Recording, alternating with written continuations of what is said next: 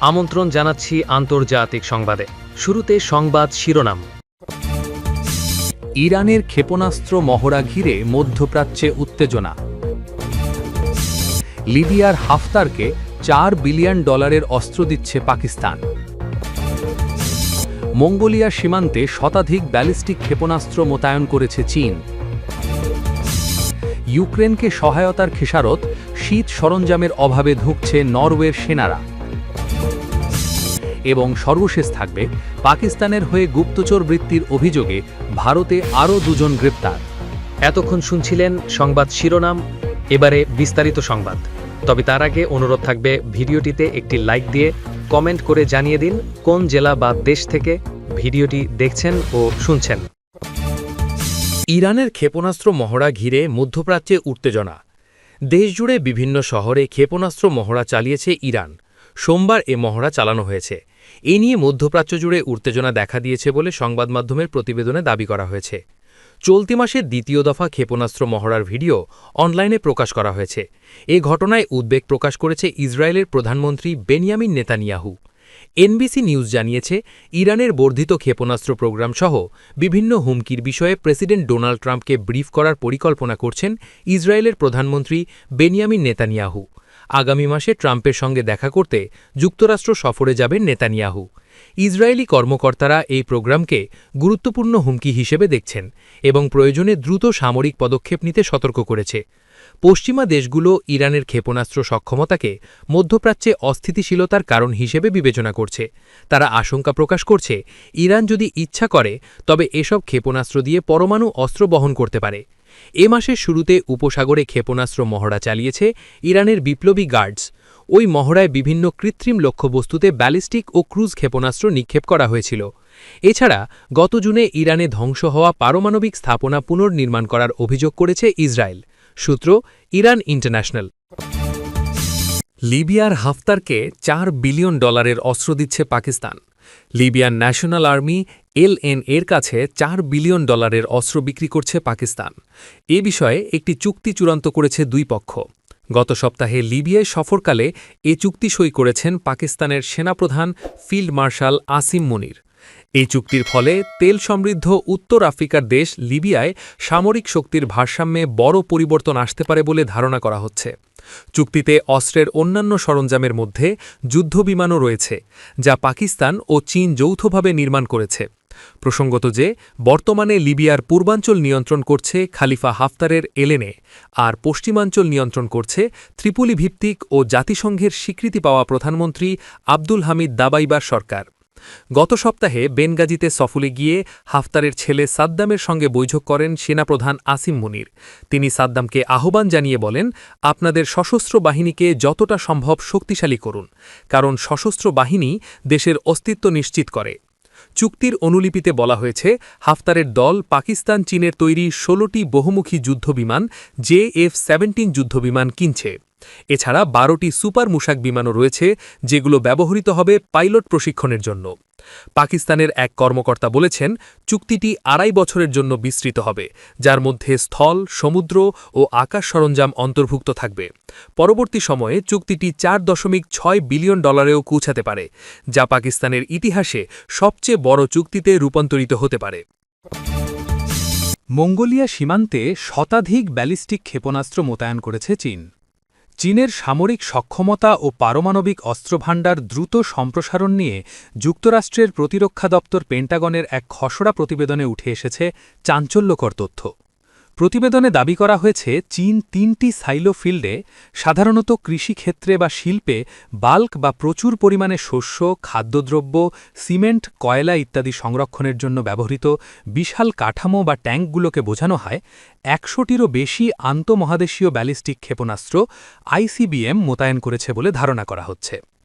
পেন্টাগনের প্রতিবেদন অনুযায়ী, চীন বর্তমানে বিশ্বের অন্য যে কোনো পারমাণবিক শক্তিধর দেশের তুলনায় দ্রুত গতিতে তার অস্ত্রভাণ্ডার সম্প্রসারণ ও আধুনিকায়ন করছে।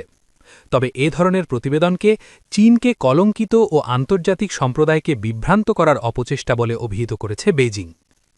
গত মাসে যুক্তরাষ্ট্রের প্রেসিডেন্ট ডোনাল্ড ট্রাম্প বলেছিলেন, তিনি চীন ও রাশিয়ার সঙ্গে নিরস্ত্রীকরণ বিষয়ে একটি পরিকল্পনা নিয়ে কাজ করতে পারেন। কিন্তু পেন্টাগনের খসড়া প্রতিবেদনে বলা হয়েছে বেজিং এ ধরনের উদ্যোগে আগ্রহী বলে কোনো ইঙ্গিত পাওয়া যায়নি। প্রতিবেদনে উল্লেখ করা হয়, অস্ত্র নিয়ন্ত্রণ বা আরও বিস্তৃত আলোচনা নিয়ে বেজিংয়ের কোনো আগ্রহ আমরা দেখতে পাচ্ছি না। প্রতিবেদনে বিশেষভাবে বলা হয়েছে, চীন মঙ্গোলিয়া সীমান্ত সংলগ্ন এলাকায় অবস্থিত সাইলোফিলগুলোতে ১০০টিরও বেশি সলিড ফুয়েল DF-31 ICBM মোতায়েন করেছে বলে ধারণা করা হচ্ছে।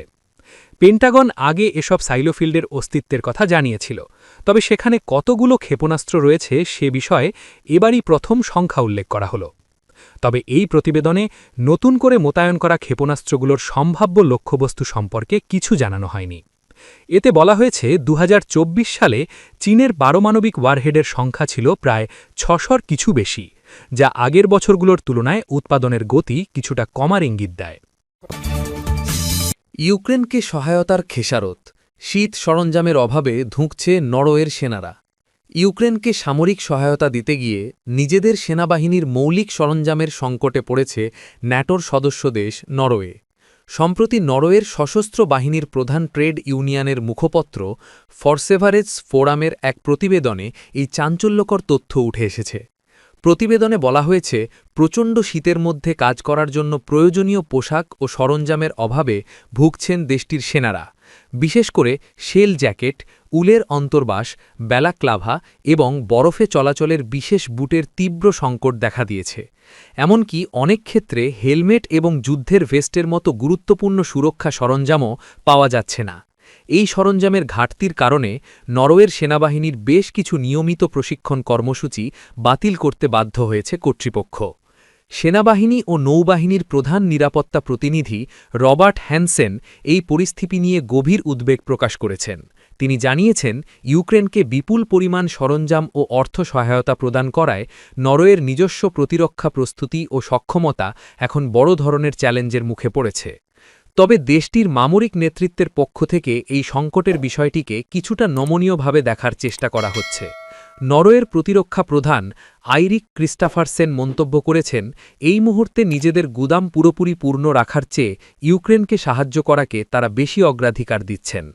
উল্লেখ্য, ন্যাটোর অন্যতম প্রতিষ্ঠাতা সদস্য হিসেবে নরওয়ে ২০২৪ সাল পর্যন্ত ইউক্রেনকে প্রায় $৮.৫ বিলিয়ন সামরিক সহায়তা দিয়েছে এবং সম্প্রতি যৌথভাবে ড্রোন তৈরির বিষয়েও চুক্তিবদ্ধ হয়েছে। নরওয়ের ভেতরে যখন সেনাদের সরঞ্জাম নিয়ে এই টানাপড়ন চলছে, ঠিক তখনই ইউক্রেনে বড় ধরনের দুর্নীতি কেলেঙ্কারি সামনে আসায় নতুন বিতর্কের সৃষ্টি হয়েছে। প্রেসিডেন্ট ভলোদিমির জেলেন্সকির দীর্ঘদিনের ঘনিষ্ঠ সহযোগী এবং ব্যবসায়িক অংশীদার তিমুর মিন্ডিচের বিরুদ্ধে অন্তত $১০০ মিলিয়ন ঘুষ ও দুর্নীতির অভিযোগ উঠেছে।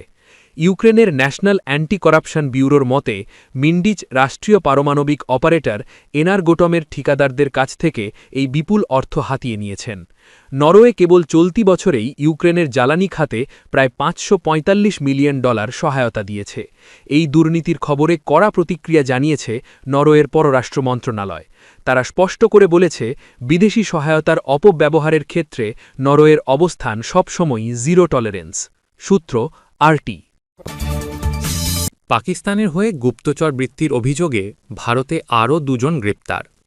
পাকিস্তানের হয়ে গুপ্তচর বৃত্তির অভিযোগে আরও ২ জনকে গ্রেপ্তার করেছে ভারত। তারা হলেন এজাজ আহমেদ এবং বশির আহমেদ গনাই। এ নিয়ে একই অভিযোগে ভারত জুড়ে মোট ৫ জনকে গ্রেপ্তার করা হল। তারা জম্মু কাশ্মীরের বাসিন্দা। স্থানীয় সংবাদমাধ্যমের প্রতিবেদনে বলা হয়েছে, শীতবস্ত্র বিক্রির আড়ালে গুপ্তচর বৃত্তি করছিলেন তারা। ভারতীয় সেনাবাহিনীর গুরুত্বপূর্ণ তথ্য পাকিস্তানে পাঠানোর অভিযোগে অরুণাচল প্রদেশের পুলিশের জালে ধরা পড়েন তারা। অরুণাচল রাজ্য পুলিশের ইন্সপেক্টর জেনারেল IG আইনশৃঙ্খলা চুকু আপা জানিয়েছেন, গত ১৮ই ডিসেম্বর এজাজ এবং বশিরকে কুপওয়ারা থেকে গ্রেপ্তার করা হয়েছে। তারপর তাদের অরুণাচল প্রদেশে নিয়ে আসা হয়েছে ট্রানজিট রিমান্ডে। IG জানিয়েছেন, প্রাথমিক তদন্তে পুলিশ জানতে পেরেছে অরুণাচলের বিভিন্ন প্রান্তে শীতবস্ত্র বিক্রি করতেন গ্রেপ্তারকৃতরা। ফলে কেউ তাদের সন্দেহ করতে পারেনি। আর এই সুযোগ নিয়েই পাকিস্তানি হ্যান্ডলারদের কাছে সেনা এবং অরুণাচলের বিভিন্ন অঞ্চলের তথ্য পাচার করতেন তারা।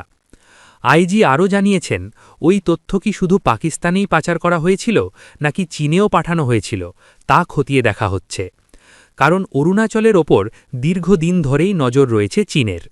এই পরিস্থিতিতে গুপ্তচর বৃত্তির অভিযোগে অরুণাচল থেকে পরপর গ্রেপ্তার হওয়ায় হুলস্থুল পড়ে গেছে।